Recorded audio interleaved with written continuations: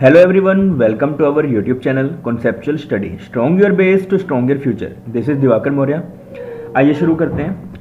हमने स्टार्ट किया है अपना इनकम टैक्स की सीरीज़. इनकम टैक्स में हम लोग ऑलरेडी लेक्चर्स कर चुके हैं. अगर उन्हें अभी तक आपने नहीं देखा है तो आप लोग डिस्क्रिप्शन बॉक्स में जाके लिंक पे क्लिक करके देख सकते हैं. प्लेलिस्ट बनी हुई है इनकम टैक्स की.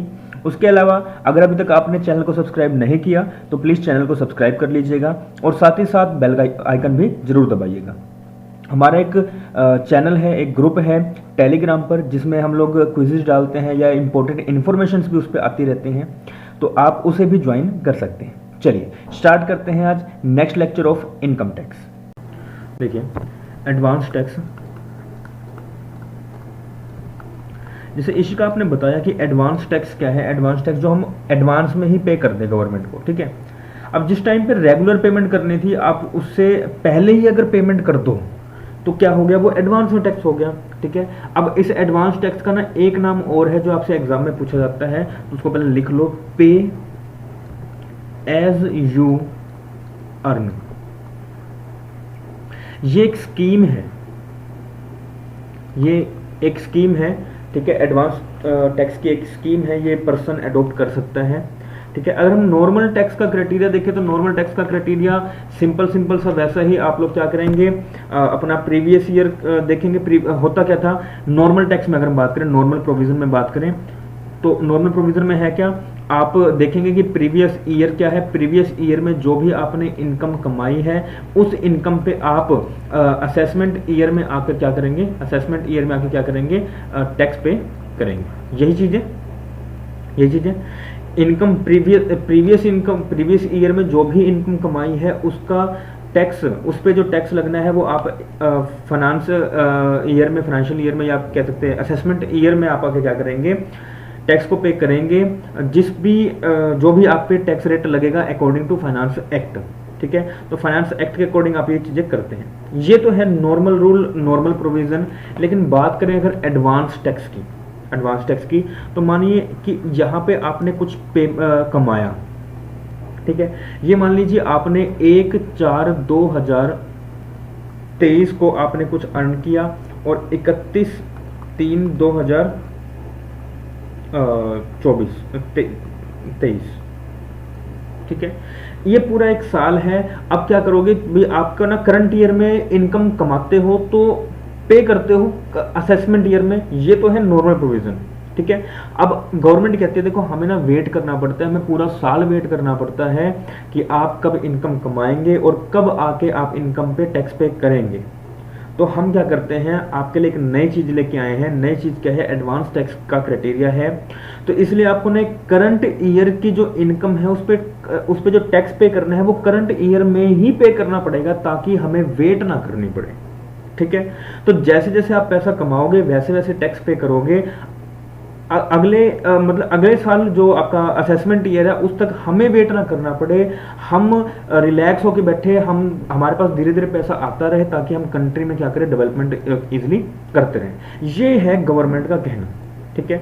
अब यहाँ पे ना जो एडवांस टैक्स है वो देखो एडॉप्ट अगर करने का चॉइस देते तो लोग चॉइस ना लेते, क्योंकि ऑब्वियसली बात है, हमने अपना फाइनेंस में एक चीज पढ़ते हैं कि जब तक आपके हाथ में रहे पैसा तब तक आप उसको रखो. अगर अति हो जाए, मतलब बिल्कुल ही जाने का ही हो तो आप उसको जाने दो. अदरवाइज जितना कम टाइम आप उसको करोगे, मतलब आप मैक्सिमम टाइम अपने हाथ में उस पैसे को रखो, उसको जाने मत दो.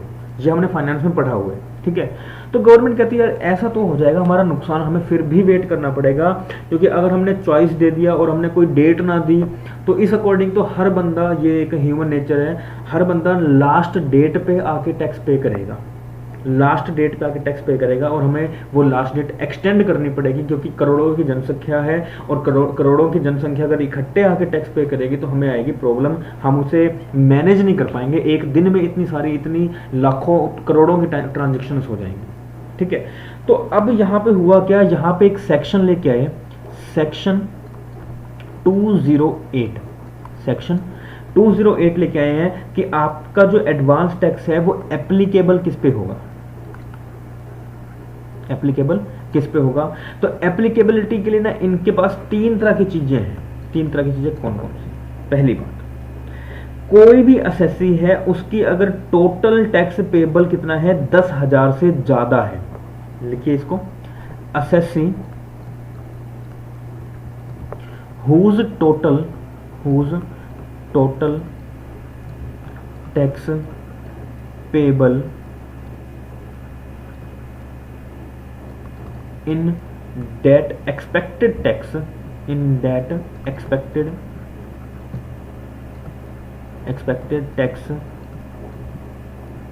more than or equal to 10,000 rupees, 10,000 से ज़्यादा है। अगर आपकी 10,000 से ज़्यादा है, आपको लगता है, देखो एडवांस कर रहे हैं तो आपको पता तो होगा नहीं कि हमारे एक्चुअल में कितना टैक्स बनेगा, है ना। सैलरीड बंदा तो फिर भी निकाल सकता है, लेकिन जो नॉर्मल और भी लोग हैं वो नहीं निकाल सकते। और सैलरीड वाला बंदा भी अगर उसकी वो किसी परमानेंट जॉब में है तो उसकी सैलरी थोड़ी सी फिक्स होती है, लेकिन बाकी चीज़ें फिक्स नहीं है, ठीक है। तो उस अकॉर्डिंग ये बात बोली गई है कि अगर आपको लगता है आपकी एक्सपेक्टेड जो टैक्सेबल होने वाली है, जो टैक्स आपका बनने वाला है एक्सपेक्टेड, वो या तो 10,000 हो या 10,000 से ज़्यादा हो। पहली कंडीशन ये है कि हाँ भी इस चीज़ पे आपको क्या करना पड़ेगा, टैक्स देना पड़ेगा। दूसरा, आप बूढ़े नहीं होने चाहिए। बूढ़े का मतलब क्या है कि आपकी जो एज है वो कितने होनी चाहिए, 60 होनी चाहिए। आपकी एज कितनी होनी चाहिए, 60 होनी चाहिए। एज आपकी 60 हो और पीजीबीपी की इनकम होनी चाहिए। पीजीबीपी की इनकम होनी चाहिए,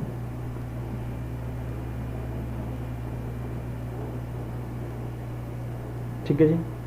3 तरह की चीजें हैं। अगर आप क्या है, आपकी taxable expected income, expected tax आपका बनता है 10,000 का या 10,000 से ज्यादा का, आपकी एज 60 है, आपकी एज कितनी है, 60 से कम है, सॉरी यहाँ पे ना कम लिख लीजिए, 60 से कम है आपकी एज, ठीक है।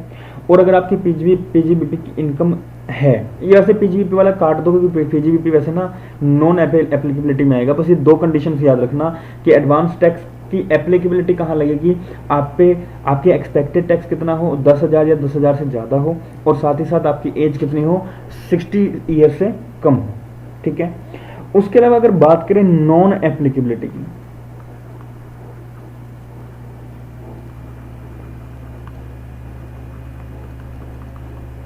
नॉन एप्लीकेबिलिटी, तो नॉन एप्लीकेबिलिटी में ये बोला गया कि जो भी रेजिडेंट होगा ना वो सीनियर सिटीजन हो बोले तो 60 साल से ज्यादा की एज का हो, 60 ईयर्स से ज्यादा की एज का वो पर्सन वो रेजिडेंट होना चाहिए।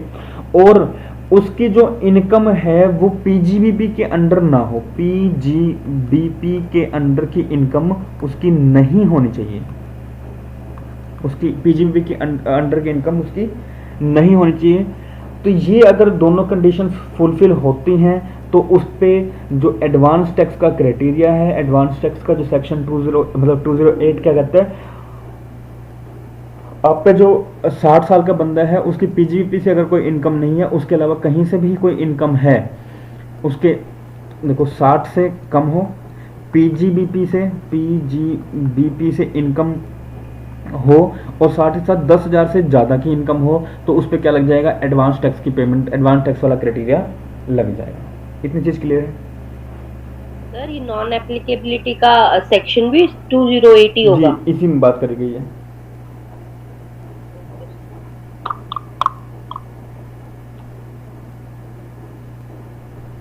हाँ जी, बढ़े आगे।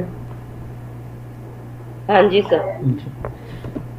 आइए अब एडवांस टैक्स पेबल को, मतलब एडवांस टैक्स को हम कंप्यूट कैसे करेंगे, तो आइए देखते हैं। एडवांस टैक्स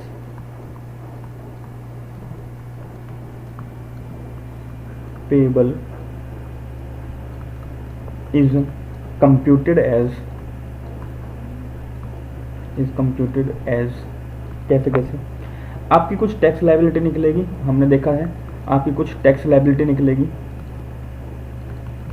टैक्स लायबिलिटी कितनी, कौन सी टैक्स लायबिलिटी होगी, ये एक्सपेक्टेड होगी, क्योंकि अभी तक आपको पता नहीं है कि आपकी एक्चुअल इनकम कितने होने वाली है, आप क्या कोई डिडक्शन क्लेम करने वाले हो या नहीं करने वाले, आप क्या कहीं पे अपना पैसा लगाने वाले हो या नहीं लगाने वाले।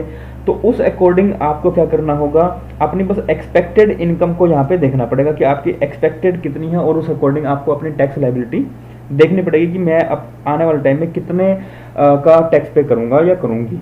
ठीक है, अब उसमें से क्या करेंगे, आपने कुछ भी TDS माइनस किया हो, TDS आपने कुछ पे कर दिया हो, मतलब कंपनीज वैसे क्या करती हैं, अपने जो आप कहीं पे काम करेंगे ना, तो आपके नाम का TDS ऑलरेडी कट जाता है। ठीक है, TDS हो गया, TCS हो गया, ये कट जाता है। अगर ये आपके मालिक ने, आपके एम्प्लॉयर ने काट लिया है ऑलरेडी, तो आप इसको माइनस कर दोगे, क्योंकि देखो TDS का पैसा चाहे वो काटे चाहे ना काटे, लेकिन आपको एक्चुअल अमाउंट उतना ही अमाउंट देना पड़ेगा। अब चाहे देखो 1 लाख का बनता है, मान लो 1 लाख जो आपको देना है, 1 लाख गवर्नमेंट को देना है, इसमें से 30,000 काट लिए TDS का, 70,000 आप पे टैक्स बन रह गया। चाहे तो वो TDS वाला वो खुद वो पे कर दे, चाहे वो TDS ना काटे, तो आपको सीधा सीधा 1 लाख रुपए पे करना पड़ेगा। तो कुल मिला के गवर्नमेंट ये कहेगी हमें तो भैया 1 लाख चाहिए, चाहे TDS और TCS काट के दो, चाहे TDS और TCS बिना काटे दो, हमें तो 1 लाख से मतलब है। हमारा आपका जो एक्चुअल अमाउंट बनता है वो 1 लाख बनता है। ठीक है, आपने काटा, यहाँ से आपका बना टोटल टैक्स। क्या बना? Total tax. इस टोटल टैक्स में से अगर आपने कोई भी एडवांस टैक्स पे कर दिया है, कुछ भी एडवांस टैक्स पे किया हुआ था, या फिर मान लीजिए आपको ना मैट के अंदर या AMT के अंदर कोई क्रेडिट मिला हुआ था, तो उसको आप यहाँ पे क्या कर देंगे, उस चीज़ को आप लोग यहाँ पर माइनस कर देंगे, और जो अब आपके पास निकल के आएगा यहाँ पे कोई भी अमाउंट, उस अमाउंट को आपने क्या करना होगा, एक्चुअल में पे करना होगा। क्लियर है? जी सर। समझे? मतलब कुल मिला के अगर मैं ये कहूँ ना, आपके पास टैक्स लायबिलिटी थी, टैक्स लायबिलिटी के बाद आपका TDS और TCS कट गया, आपके पास आया टोटल टैक्स। टोटल टैक्स में से अगर कोई आपको AMT या फिर मैट का क्रेडिट मिल गया हो, या फिर हमने कल एक चीज़ और पढ़ी थी, DTAA के अंडर कोई रिलीफ मिल गई हो, तो वो सारा अमाउंट कहाँ आ जाएगा, यहाँ पर आ जाएगा। उसके बाद जो अमाउंट आपके पास निकलेगा, ये क्या होगा, आपके पास अमाउंट कौन सा होगा, जो आपने एडवांस में टैक्स पे करना है। समझे मेरी बात? जो क्योंकि ये एक्सपेक्टेड लेके चल रहे थे, ये क्या लेके चल रहे थे, एक्सपेक्टेड लेके चल रहे थे। अब एक्सपेक्टेड के थ्रू हमने निकाला कि हमें इस साल एडवांस में अगर टैक्स पे करना है तो वो कितना पे करना है, इतना अमाउंट पे करना है। क्लियर है? हाँ जी सर। यस प्रतिभा, समझ में आ रहा है? ज्यादा तो नहीं हो रहा? जी सर। हाँ। चलिए, अच्छा अब आओ, कुछ चीजें हैं, मेन चीजें हैं। ठीक है, अब कुछ प्रोविजंस हैं, और वो प्रोविजंस आपसे एग्जाम में काफी पूछे जा रहे हैं, और सेक्शंस यहाँ के काफी इंपॉर्टेंट है। ठीक है, मान लीजिए अगर ना एडवांस टैक्स के प्रोविजन आ गए आप पे, आप क्या थे, आप 60 साल से कम पे थे, और आपकी 10,000 से ज्यादा की टैक्स लायबिलिटी बनती थी। अब आप पे क्या हो गया, एडवांस टैक्स के प्रोविजंस आ गए हैं आप पे, और आपने एडवांस टैक्स पे लेट करवा दिया या करवाया ही नहीं। सुनिए ध्यान से, आप पे एडवांस टैक्स के प्रोविजन आ गए। अब एडवांस टैक्स के प्रोविजन आने के बाद आपको टैक्स पे करना था, या तो आपने टैक्स पे ही नहीं किया या फिर लेट पे किया, तो कुछ आप पे प्रोविजंस लगेंगे, और प्रोविजंस के रिगार्डिंग क्या होगा, जो भी आपका एडवांस टैक्स है उसमें आपको प्लस करना पड़ेगा इंटरेस्ट, और उसके बाद आपको उसे क्या करना पड़ेगा, पे करना पड़ेगा। ठीक है, तो अब इंटरेस्ट है फॉर कंप्लाइंस, नॉन कंप्लाइंस, वैसे आपको एग्जाम में जो वर्ड्स लिखे होंगे ना मेन मैं वो बता देता हूँ साथ साथ। इंटरेस्ट फॉर नॉन कंप्लाइंस,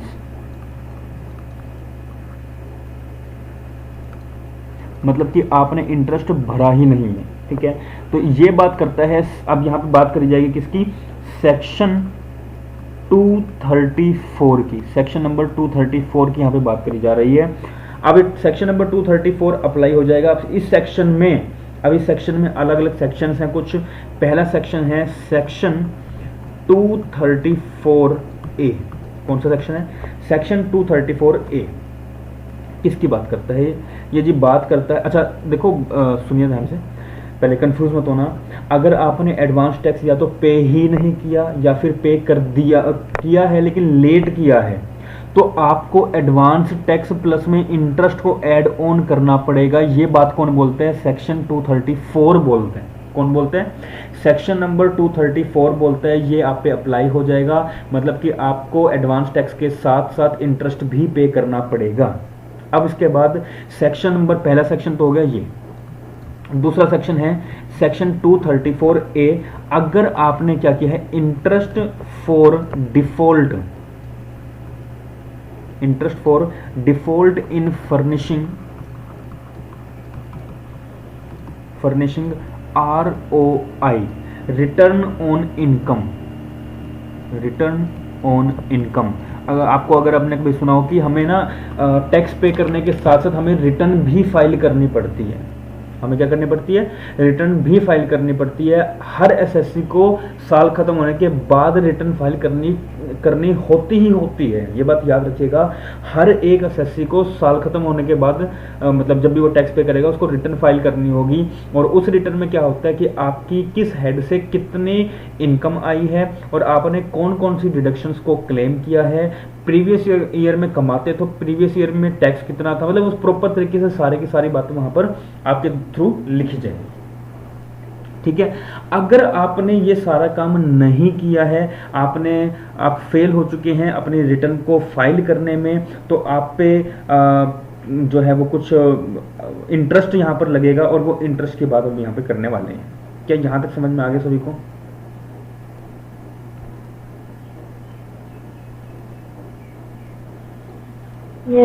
जी, फिर से बोल रहा हूँ, इनको थोड़ा सा तरीके से समझिएगा। 234 क्या बोलता है, यहाँ पे आइए। आपको ना एडवांस टैक्स की प्रोविजंस आप पे एप्लीकेबल थे।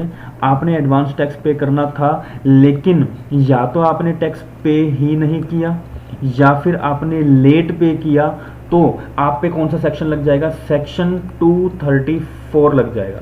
सेक्शन 234 लग जाएगा और ये कहेगा कि आप एडवांस टैक्स के साथ साथ कुछ इंटरेस्ट भी पे करिए। ये तो है पहली बात, ठीक है। दूसरी बात क्या है कि आपको ये बात बोली गई है कि आप टैक्स जब भी पे करेंगे, आप अपने साल को ख़त्म होने के बाद आप हमें कंप्यूट करके देंगे कि आप पुराने मतलब पूरे के पूरे 5 हेड से आपकी कितने कितने इनकम हो रही है, आपने अपना ये वाला पैसा कहाँ लगाया, आपने कौन सी डिडक्शंस क्लेम करी, आपका टीडीएस कितना कटा, ये वो फलाना ढिमकाना, सब डिटेल्ड इंफॉर्मेशन आप अपनी रिटर्न में देंगे। किसमें? रिटर्न में देंगे। आपको रिटर्न फाइल करनी होगी, लेकिन अगर रिटर्न फाइल करने की कोई तारीख ही नहीं दी तो हर बंदा वही चीज है कि लास्ट में आके खड़ा हो जाएगा और रिटर्न फाइल करेगा। हम हर रिटर्न को कैलकुलेट कैसे करेंगे? वैसे तो ना, अगर मैं नॉर्मल सच्ची बात बोलूं तो इंडिया में सिर्फ और सिर्फ 1%, मतलब 1% से भी कम की बात करूंगा मैं, 1% से भी कम की बात करूंगा, 1% और 1% से भी कम की बात करूंगा जो रिटर्न्स एक्चुअल में चेक की जाती हैं। अगर रिटर्न्स एक्चुअल में 100% चेक होने लग जाए ना, तो ये सोचो हमारे यहाँ पे जो ब्लैक मनी वाला सिस्टम है ना, वो सारा खत्म हो जाएगा। और इसी चक्कर में इन्होंने क्या किया है कि थोड़ा सा टाइम दिया है ताकि हम लोग एटलीस्ट कुछ परसेंटेज तो चेक कर सकें। ये मतलब हमने कुछ सर्वे किया था, उसमें भी हमें पता लगा था कि इंटरेस्ट जो है वो मतलब जो रिटर्न जो है वो सिर्फ और सिर्फ चेक ही 1% चेक करी जाती है या 1% से भी कम ही चेक करी जाती है, 1% लोगों से भी कम चेक करी जाती है। तो सोचो बहुत ज़्यादा मतलब एक्चुअल में घपलेबाजी होती है। ठीक है, तो रिटर्न फाइल करने के लिए ना कुछ डेट्स दी गई हैं, उन डेट्स के रिगार्डिंग हम बात करेंगे। अगर और कब तक रिटर्न फाइल करनी है, उस रिटर्न फाइल करने के लिए आपको एक सेक्शन दिया गया है, सेक्शन 139(1). वैसे हम इसके बारे में वैसे डिटेल जो बात करेंगे वो बात करेंगे नेक्स्ट चैप्टर में, बट उसको यहाँ पे साथ साथ पढ़ना जरूरी है। ठीक है, तो अगर आप लोग रिटर्न फाइल करने में फेल हो जाते हैं, अगर आप लोग रिटर्न फाइल करने में फेल हो जाते हैं ड्यू डेट पे, तो आप पे इंटरेस्ट भी लगना शुरू होगा। और वो इंटरेस्ट कितना होगा? 1% पर मंथ। कितना होगा? 1% पर मंथ का इंटरेस्ट। ठीक है, अच्छा जी, अब ध्यान सुनना, 3 तरह की डेट्स हैं। 3 तरह की डेट्स, मैं दोबारा ये वाली चीज नहीं करवाऊंगा। 3 तरह की डेट्स हैं।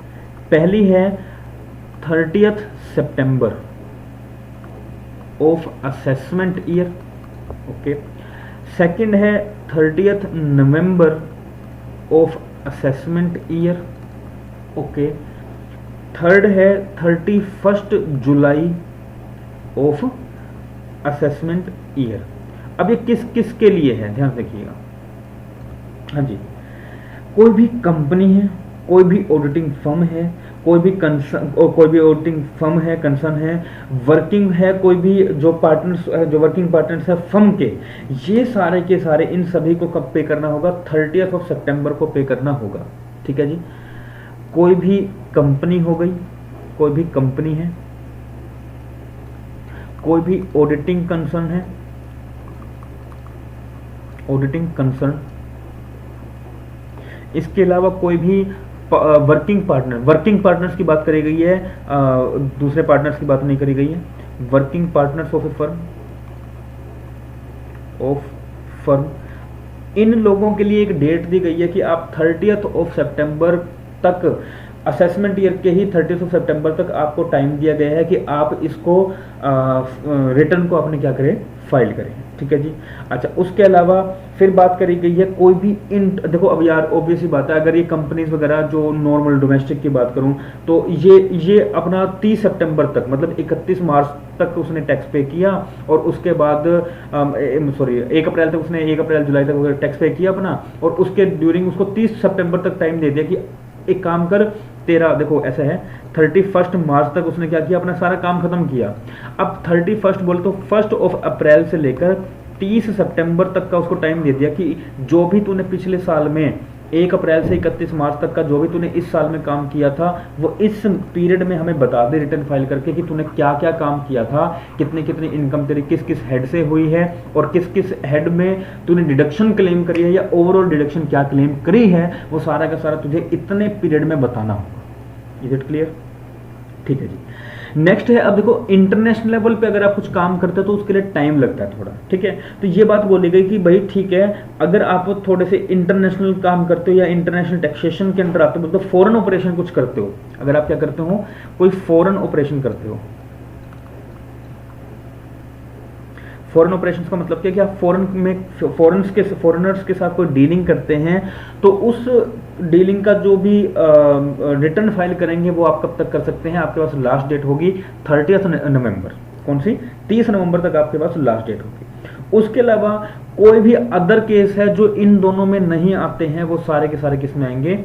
31 जुलाई तक। एनी अदर केस, ये किस में आएंगे? 31 जुलाई तक आएंगे। क्लियर है? जी सर। जी प्रतिभा, एक बार देख लो यहां तक। ठीक है। अच्छा, ये तो बात करी गई थी किसमें, जो ये बात करी गई है कि रिटर्न फाइल करने की डेट क्या है, रिटर्न फाइल करने का सेक्शन क्या है? 139 सबसेक्शन 1। सेक्शन 139 सबसेक्शन 1 में एक बात बोली गई है कि हम आपको 3 डेट्स देते हैं, आप क्या करिए, अपनी रिटर्न फाइल कर दीजिए। अगर आप रिटर्न फाइल करने में फेल हो जाते हैं तो आप पे एक सेक्शन लग जाएगा। मैं यहां पे लिखता हूं, अगर आप रिटर्न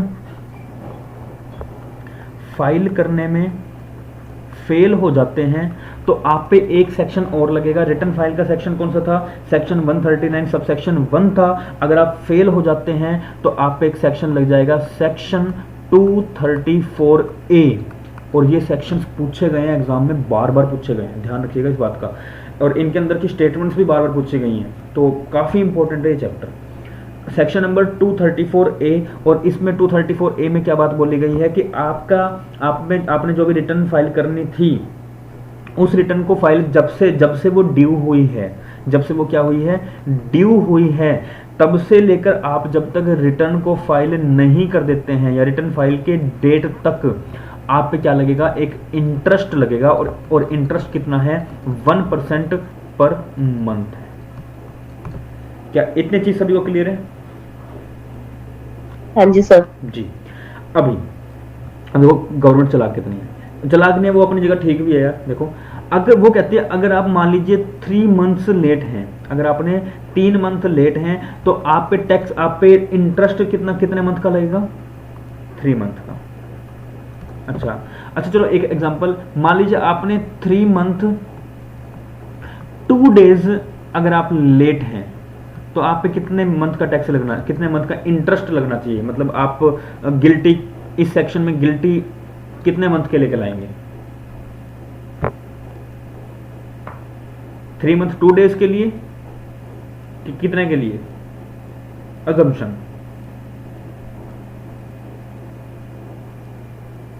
आइडिया लगाओ।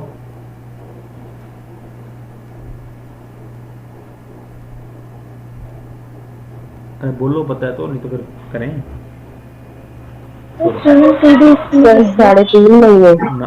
सीधा सीधा 4 मंथ्स पे, 4 मंथ्स का आप पे इंटरेस्ट लगेगा सीधा सीधा। गवर्नमेंट सीधा कहती है आप चाहे एक दिन लेट हो जाओ, हमने तो अगले पूरे महीने का इंटरेस्ट आपसे ले लेना है, क्योंकि उस पर लिखा हुआ है 1% पर मंथ। तो आपकी गलती है, हम आपकी गलती पे आपको माफ नहीं कर सकते हैं। दूसरी चीज हमने ये देखी, पहली चीज कौन सी देखी कि आप क्या करते हैं, आप अगर एडवांस टैक्स को पे नहीं करते हैं तो आप पे एप्लीकेबल हो जाएगा 234, और उसमें बात बोली गई है 234 में बात बोली गई है आप एडवांस टैक्स के साथ साथ कुछ इंटरेस्ट भी पे करेंगे, ठीक है। उसके बाद बात करी गई कि अगर आपने एडवांस टैक्स पे कर दिया, या मतलब जो भी आगे अगर आपने रिटर्न भी फाइल करनी होती है, अगर आप रिटर्न फाइल करते हैं तो उसके रिगार्डिंग हमने एक सेक्शन दिया है 139 सब सेक्शन 1, उसमें 3 डेट्स दी गई हैं। अगर आपने उनको फुलफिल कर दिया, मतलब उन्हीं टाइम पीरियड में आपने फाइल कर दी है तो अच्छी बात है। अगर आपने रिटर्न फाइल नहीं करी है तो आप एक सेक्शन लग जाएगा, सेक्शन नंबर 234A, और इसमें ये बात बोली गई है कि आपने जो रिटर्न फाइल नहीं करी, जिस डेट से नहीं करी है, जिस डेट से नहीं करी है उस डेट से लेकर एक्चुअल फाइलिंग तक आप पे क्या लगेगा, इंटरेस्ट लगेगा 1% का, ठीक है। तो सेकंड बात ये बोली गई है, क्लियर है? हाँ जी सर। ठीक है जी। अब आइए बढ़ते हैं आगे।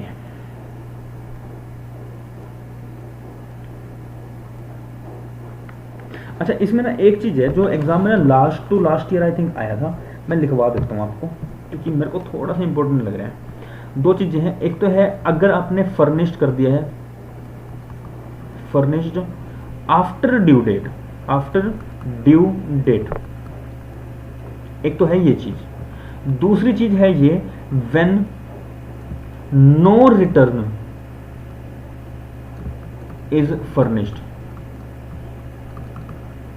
हमने 2 बात करी थी ना कि या तो आपने क्या किया, टैक्स भरा ही नहीं है या फिर लेट भरा है। लेट भरने वाली कंडीशन मैंने आपको बता दी, ये 1% का आप पे इंटरेस्ट लग जाएगा। लेकिन अगर आपने टैक्स रिटर्न फाइल ही नहीं करी है, अगर आपने रिटर्न फाइल ही नहीं करी है तो क्या कंडीशन होगी, तो क्या सिचुएशन होगी, उसके बारे में देखते हैं।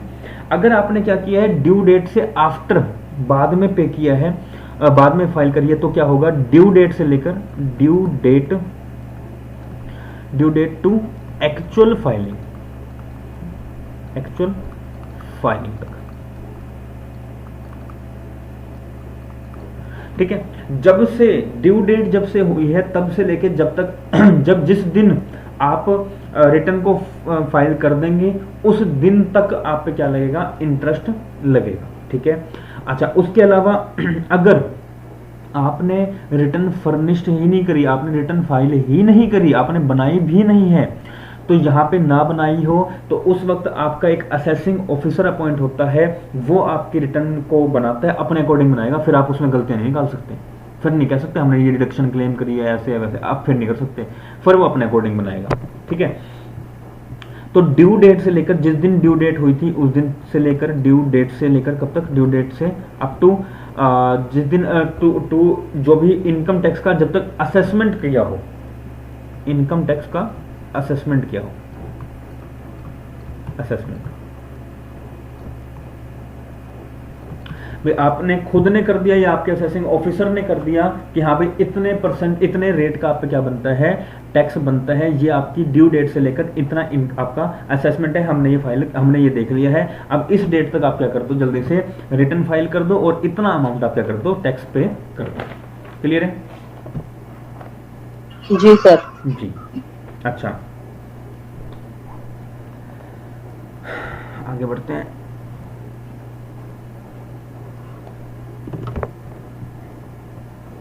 अच्छा, अब जो इंटरेस्ट है वो किस अमाउंट पे लगेगा, किस अमाउंट पे लगेगा,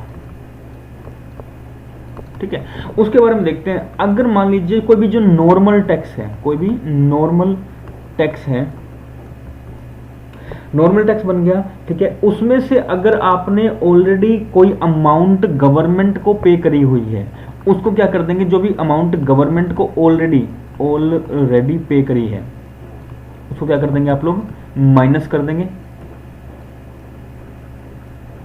उसको क्या कर देंगे, माइनस कर देंगे। माइनस करके जो अमाउंट आपके पास आएगा उस अमाउंट पे आपको क्या लग जाएगा, इंटरेस्ट लग जाएगा। इसके अलावा कोई भी आपने TDS पे किया हुआ है, कोई भी आपने TCS पे किया हुआ है, ठीक है, उसके अलावा कोई भी आपको अंडर सेक्शन 90, 90A, 91 जो कि हमने कल पढ़ा था DTAA का, वो कुछ पे किया हुआ है, तो वो सारे आप कुछ माइनस करोगे। उसके अलावा आपको कोई मार्जिनल रिलीफ मिल जाता है तो वो भी आप माइनस करेंगे, और माइनस करके जो अमाउंट आएगा उस पे आपको क्या देना पड़ेगा, इंटरेस्ट देना पड़ेगा। ठीक है जी। अच्छा, इंटरेस्ट कितना था अभी पढ़ाया, इंटरेस्ट कितना था, यस, इंटरेस्ट कितना था, 1%। बिल्कुल जी, 1% पर मंथ। 1% पर मंथ का आप पे क्या लग जाएगा, इंटरेस्ट लग जाएगा। क्लियर है? ओवर तो नहीं हो रहा, थोड़ा सा और कराऊं जी सर। जी, एक सेक्शन और करा देता हूं, उसके बाद बाकी करेंगे आगे नेक्स्ट क्लास में। ठीक है, एक सेक्शन और करा देता हूं। 234A हो चुके हैं हमारे पास, ये हो गया 234A। तीसरी बात और कर लेते हैं 234B की। तीसरी बात क्या है, 234 सेक्शन 234B, ठीक है, 234B किस चीज के बारे में बात करी गई है, for default in payment of advance tax. ठीक है, अगर आप डिफॉल्ट कर चुके हैं पेमेंट करने में तो एडवांस टैक्स की लायबिलिटी मतलब अलग अलग तरीके से बताई गई है वैसे तो। ठीक है, जनरली वैसे यहाँ पे बात बोली गई है कितने की, 90% की। कितने की, 90% की। अगर आप पे कोई एडवांस टैक्स लायबिलिटी है और एडवांस टैक्स लायबिलिटी के अगर आपने 90% से कम, अगर आप पे एडवांस टैक्स की लायबिलिटी है और आपने एडवांस टैक्स की लायबिलिटी से 90% से कम पे किया है तो आप पे ये सेक्शन एप्लीकेबल हो जाएगा। देखो, पहला जो सेक्शन था उसमें ये बात बोली थी कि एडवांस टैक्स पे नहीं किया है तो आपको कितना कितना वो लगेगा, 234 लग जाएगा आप पे, और साथ साथ इंटरेस्ट भी पे करना पड़ेगा। लेकिन ये बोल दिया अगर आपने 90% से कम किया है, 90% से अगर कम किया है तो आपको वहां पर भी पे करना पड़ेगा, आपका जो इंटरेस्ट है वो पे करना पड़ेगा 90% से कम पे, तो आप पे एप्लीकेबल हो जाएगा सेक्शन नंबर 234 सबसेक्शन बी। और यहां पर भी क्या है, अगर आप क्या करते हैं मतलब मान लीजिए आपका जो एग्जांपल है, मान लो 1 लाख का क्या बनता है, आपका टैक्स बनता है। ठीक है, 1 लाख टैक्स बनता है, ये आपका एडवांस टैक्स है, एक्सपेक्टेड टैक्स है, ये बात ध्यान रखिएगा। अगर आपने एक्सपेक्टेड टैक्स पे 95,000 पे कर दिए तो आप पे क्या सेक्शन 234B एप्लीकेबल होगा, हम कहेंगे जी नहीं होगा।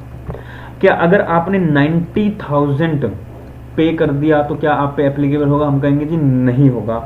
अगर आपने 89,000 पे कर दिया तो क्या आप पे एप्लीकेबल होगा, हम कहेंगे हाँ जी एप्लीकेबल होगा, क्योंकि ये 90% से कम की अमाउंट है। और अब इस अमाउंट बोले तो टोटल 12,000 पे, टोटल कितना 11,000 पे, सॉरी टोटल कितना 11,000 पे, आपको टोटल 11,000 पे आपको कितना पे करना पड़ेगा, 11,000 पे आपको 1% पर मंथ के अकॉर्डिंग इंटरेस्ट भी पे करना होगा। ये आपका सेक्शन 234B बोलता है। क्लियर है? जी सर। हाँ जी।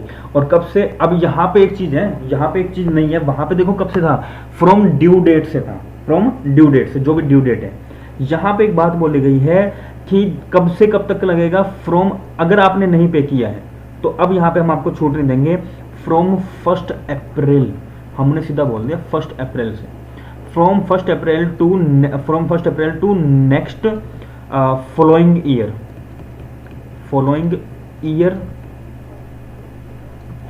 Till filing the return. जब तक आप लोग रिटर्न फाइल नहीं कर देते हैं तब तक, 1 अप्रैल से तब तक, वहां पे था ड्यू डेट से, यहाँ पे 1 अप्रैल, तो ये सेक्शन के साथ ये लाइन जरूर याद करके जाना, इसका ध्यान रखना। ठीक है, तो 1 अप्रैल से लेके टिल लास्ट फाइनल ईयर तक, जब तक आप रिटर्न को फाइल नहीं कर देते हैं तब तक आप पे क्या लगेगा 1% पर मंथ के अकॉर्डिंग आप पे इंटरेस्ट लगता रहेगा। क्लियर है?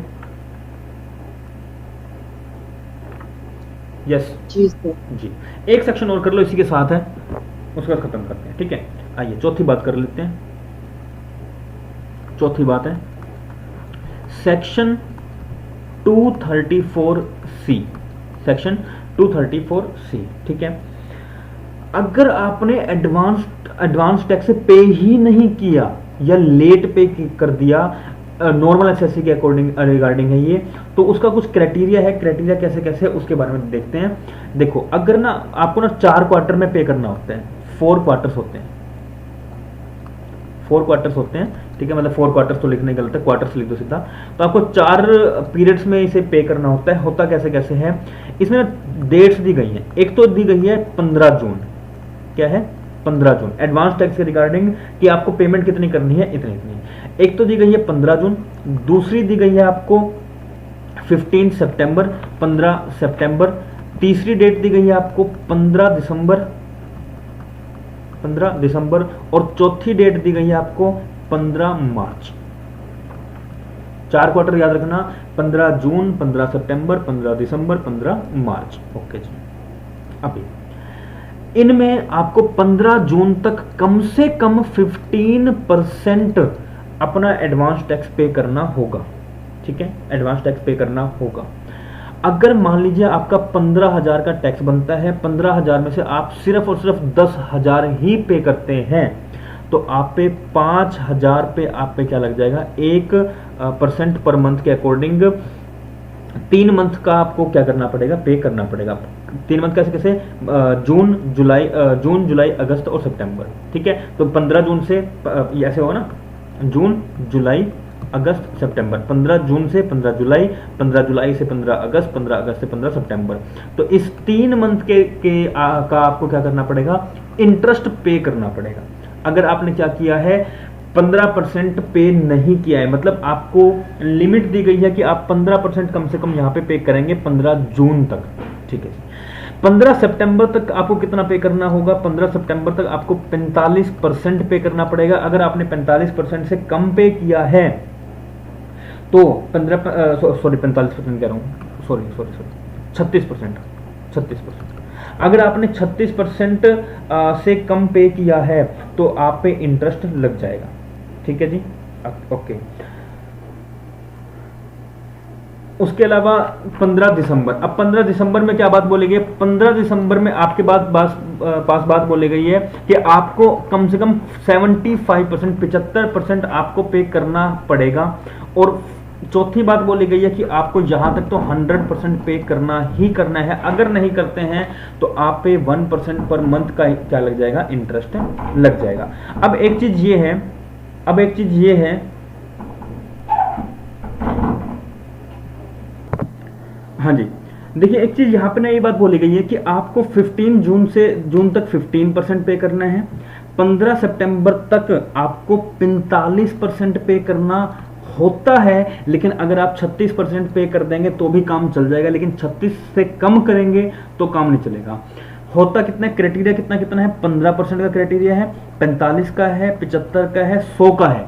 15, 45, 75, 100। लेकिन सेकंड क्वार्टर में बात बोली गई है कि अगर आप 36% भी कर देते हैं तो भी काम चल जाएगा। लेकिन जो आप यहाँ पे अब जो ये डिफरेंस आया है, ये सारा डिफरेंस मतलब कुल मिला के थर्ड क्वार्टर में आपको 75% पे करना ही पड़ेगा, 75 ही करना पड़ेगा, और लास्ट में आपको 100 ही पे करना पड़ेगा। ये बात कौन बोलता है, सेक्शन 234C बोलता है।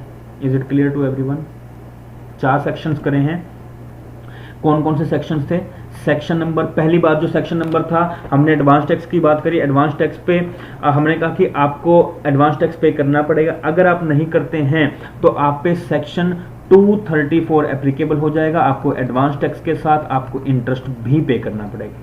फिर उसके बाद हमने देखा कि सेक्शन नंबर 234A किसका है कि आपने रिटर्न ऑन इंटरेस्ट जो अपना इनकम रिटर्न ऑन इनकम है, अगर आपने रिटर्न फाइल नहीं करी है तो आप पे 234A एप्लीकेबल हो जाएगा और आपको यहाँ पर 1% प्लस इंटरेस्ट देना पड़ेगा। 1% पर मंथ का आपको यहाँ पर इंटरेस्ट देना पड़ेगा। डेट कितनी कौन कौन सी थी? 3 डेट्स थी। कौन कौन सी डेट्स थी? एक थी आपके पास 30 अक्टूबर, दूसरी डेट कौन सी थी आपके पास? 30 नवंबर, और तीसरी डेट कौन सी थी? 31 जुलाई। ठीक है, तो 31 जुलाई, 30 नवंबर, 30 अक्टूबर। हाँ वो सितंबर थी, 30 सितंबर। सॉरी, ठीक, वो अक्टूबर वाली थी कोरोना के टाइम पे, सॉरी, क्योंकि वहाँ पे चेंज करी गई थी डेट, क्योंकि उस वक्त तक सब माहौल बंद था ना, तो लोगों ने अपना कंपाइल नहीं कर पाए थे, तो उस टाइम तक था ये। उसमें भी इसको भी 31 मार्च कर दिया गया था, इसको भी 31 मार्च कर दिया गया था। तो डेट कितनी है? 30 सितंबर, 30 नवंबर और 31 जुलाई। ओके जी। इसके अलावा हमने नेक्स्ट सेक्शन देखा, सेक्शन 234B। 234B की बात करी गई है, अगर आप एडवांस टैक्स को पे करने में ही डिफॉल्ट कर देते हैं तो यहाँ पे आपको बोला गया 90% आपको कम से कम पे करना होगा। अगर आप 90% से भी कम पे करते हैं तो आप पे 1% पर मंथ के अकॉर्डिंग क्या लग जाएगा? इंटरेस्ट लग जाएगा। और कब से कब तक लगेगा? यहाँ पे तो था कब? ड्यू डेट से रिटर्न फाइलिंग तक का, ड्यू डेट से रिटर्न फाइलिंग तक का, टू रिटर्न फाइलिंग। यहाँ पे किसकी क्या बात बोली गई? 1 अप्रैल से जब तक उसको आप रिटर्न को क्या कर देते हैं? फाइल नहीं कर देते हैं तब तक। ओके। फिर बात करी हमने लास्ट सेक्शन की, सेक्शन नंबर 234C की बात करी है। सी में क्या बात बोली है? 4 क्वार्टर्स की बात करी है, आपको कुछ रिलैक्सेशन प्रोवाइड करने की बात करी गई है। ठीक है। अच्छा, यहाँ पे एक चीज और थी भाई, जैसे यहाँ पे 45% है ना, यहाँ पे 12% भी था, यहाँ पे 12% भी होता है। 15 जून को आपको 15% करना होगा। अगर आप नहीं कर पाते 12% कर लो कम से कम। अगर 12% से भी कम करते हैं तो आप पे इंटरेस्ट चार्ज होगा। ठीक है। वैसे ही सेकंड में 36 करना होगा, मतलब 45 करना होगा, लेकिन आप 36 भी कर सकते हैं। और उसके बाद फिर थर्ड जो है उसमें 75 ही करना होगा, और लास्ट में कितना है? 100 ही करना होगा। ठीक है जी। तो हमारे पास कितने हैं?